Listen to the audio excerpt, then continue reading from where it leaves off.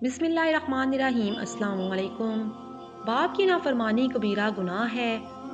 अब्दुल्ला बिन उमर रज़ी अल्लाह ताला अन्हु से रवायत है कि नबी अकरम सल्लल्लाहु अलैहि वसल्लम ने फरमाया, रब की रज़ा वालिद की रज़ा में है और रब की नाराज़गी वालिद की नाराज़गी में है। इस हदीस से मंदरजा ज़ैल फ़वाइद सामने आते हैं। इस हदीस में इस बात का तकाजा है कि वालिद की अतायत और तकरीम की जाए, इसलिए कि जिसने इनकी अतायत की उसने अल्लाह की अतायत की और जिसने इनको नाराज़ किया उसने अल्लाह को नाराज़ किया।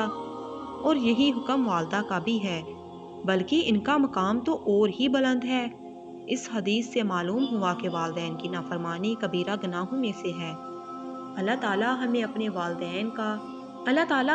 वालदैन का फर्मा बरदार बनने की तौफीक अता फरमाए और हमें इस्लाम में इस्तकामत अता फरमाए, ताकि हम